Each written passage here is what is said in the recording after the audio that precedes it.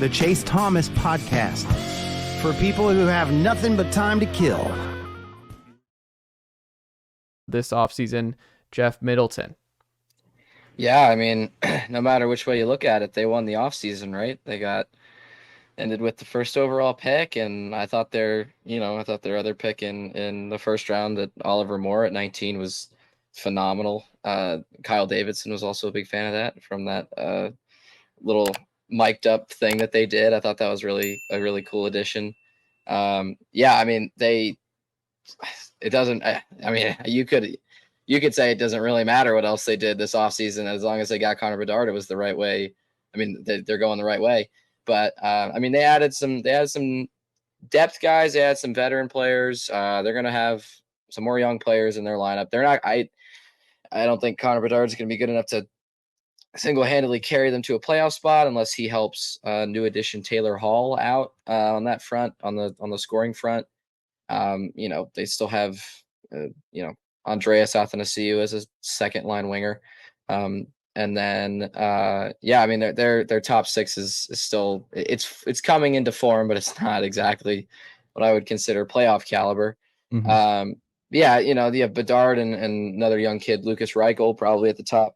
I mean, Bedard's going to be at the top, but Reichel's going to be in the middle six. Tyler Johnson, veteran guy, won a couple Stanley Cups, not too bad. Philip Kurashev could have been picked by the Nashville Predators, but they traded that pick away for Ryan Hartman. He is still around in Chicago. Brought in Nick Foligno, who actually I think is having he's been kind of the guy for Connor Bedard, it appears. Just looking through, some videos taken and interviews and all that kind of stuff, it feels like he's kind of the leading veteran voice in that locker room. And everybody's favorite player, Corey Perry, is also on everybody's favorite team now. So yeah, that'll be fun to watch over the course of this next season. Just seeing how he kind of molds into that, I would assume, the bottom six, and see what kind of role he takes with Connor Bedard and Reichel and all these young guys. Still have Seth Jones on that insane contract. He's not going anywhere for a while. The big name in the defense is probably the biggest name in the defense is probably going to be Kevin Korchinski. I had a tweet about him and Connor Bedard kind of working in tandem on a rush play, specifically in one of their prospect showcase games against the Wild. He's a phenomenal skater, great offensively minded defenseman. He can move the puck really well, and watching him, Bedard go through the neutral zone and stop in the offensive zone, drop the puck off to Korchinski, and him come through and skate around the net at full speed and then give it back to Bedard. It was just gorgeous hockey. So yeah, that's going to be fun. It'll be interesting to see how he adapts.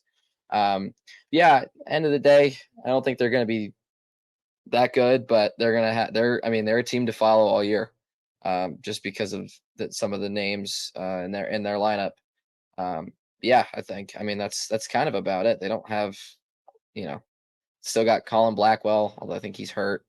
Their goaltending situation will be interesting. Peter Mrazek stuck around. Arvid Soderblom is a guy. I don't know. I mean, they have a lot of, they're an interesting team because they have these, big prospect names, and they got some guys like Taylor Hall and Nick Foligno who and then you kind of look around and you're like, there's still some of these guys that I never, I don't know who these people are. But that's kind of the state of where they are now. They're going in the right direction, but they still have some work to do.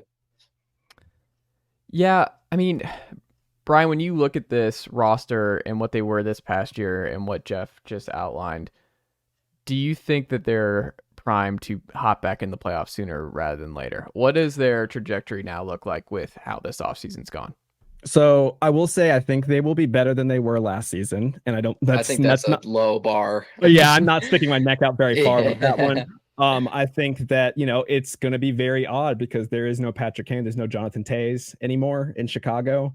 It's kind of, it's kind of bizarre seeing that, now you're talking about, Taylor Hall and Connor Bedard and Nick Foligno, some of these guys that you've seen in other places, now they're there.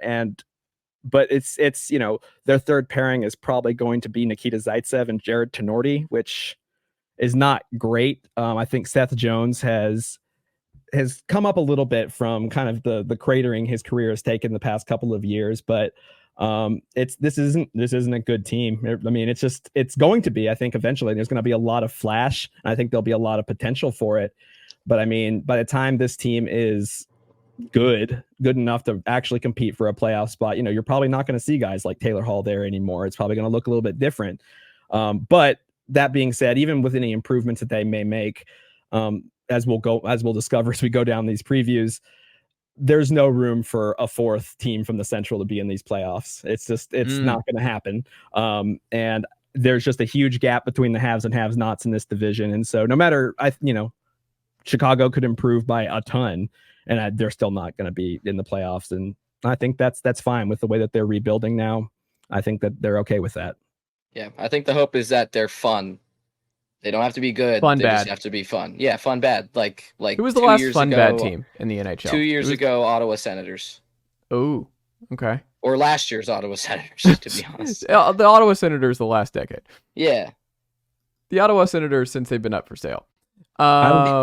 Fun is a strong word to ever describe the Senators, but hey, DeBrincat, Stützle, Giroux, Sanderson, all those guys, they had the makeup of a Chicago Blackhawks team with a little bit better roster, but they conceded goals like no other team I've seen. So, they couldn't outscore their problems.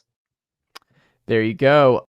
Next up in the Central Division, we've got the Arizona Coyotes. Bryan, not only was this team bad last year, 28, 40, and 14, they also are playing